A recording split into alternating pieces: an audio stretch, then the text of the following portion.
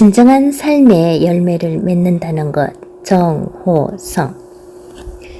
또 한 해가 저물고 있습니다. 시간은 스스로 매듭을 짓지 않고 물처럼 바람처럼 마냥 흘러갈 뿐인데도 저는 한 해라는 시간이 또 저물고 있다고 생각하고 있습니다. 예전에는 시간을 매듭 짓는 인간의 일이 참으로 어리석게 느껴졌습니다.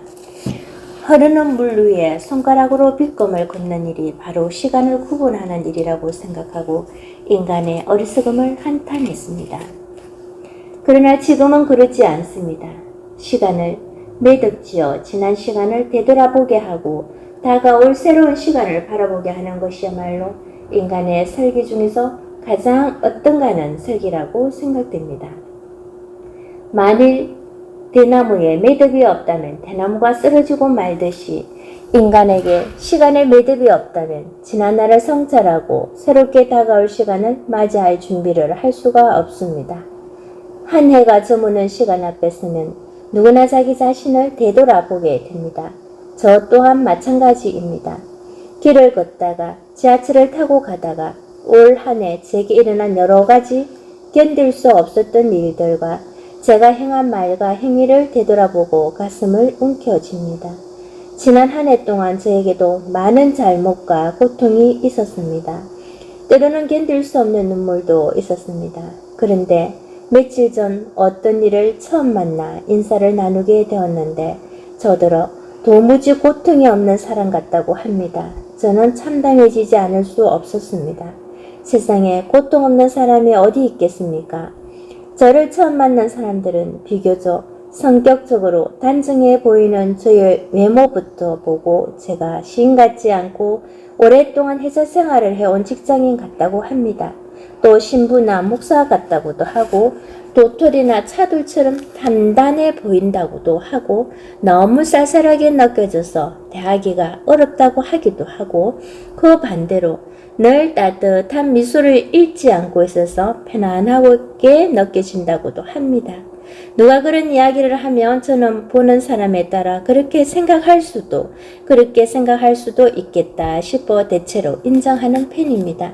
그런데 단 한 가지 인정하지 않는 게 있습니다. 그것은 지금까지 살아오면서 한 번도 고생한 적이 없는 것 같아. 고생한 얼굴이 아니다 하는 말입니다. 저는 그 말을 들으면 속으로 피식 웃으면서 저 사람 정말 사람 볼 줄 모르는군 하고 중얼거립니다. 저는 그 사람이 제게 선의의 거짓말을 한다는 것을 잘 압니다. 그렇지만 첫 대면에서부터 마음에 없는 말을 하는 그런 사람과 함께 차를 나누기가 은근히 싫어집니다. 고생을 안 하다니요? 고생하지 않고 살아온 사람이 어디 있어요? 제 가슴도 멍이 너무 들어 온통 시꺼멓습니다. 보여줘요? 저는 짐짓 윗돌이 단추를 푸는 신용을 내면서 한바탕 웃고 맙니다. 그래도 그 사람이 제 얼굴에서 그런 흔적을 찾기 어렵다고 하면 그럼 제가 사기꾼이군요 하고 한 번 더 웃음을 터뜨립니다.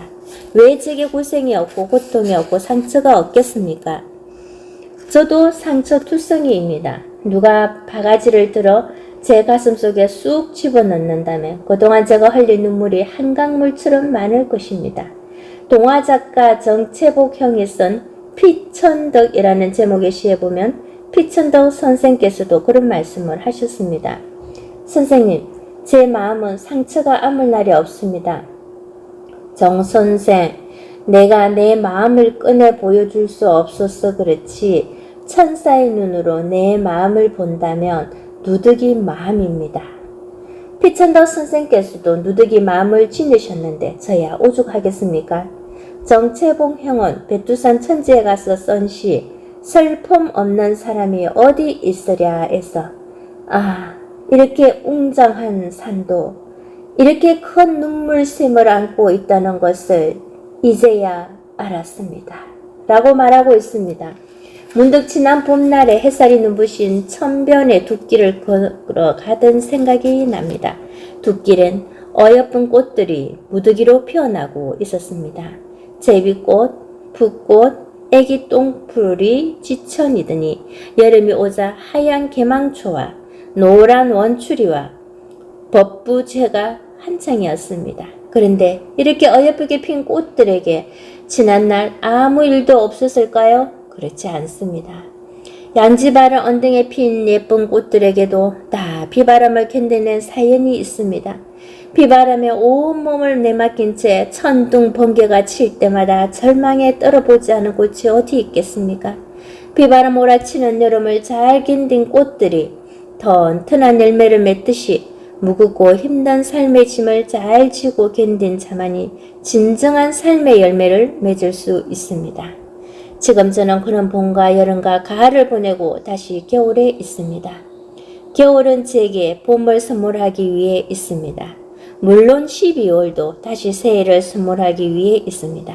그러나 새해라는 시간이 누구에게나 평등하게 주어졌다고 해서 시간은 결코 저를 위해 기다려주는 법은 없습니다.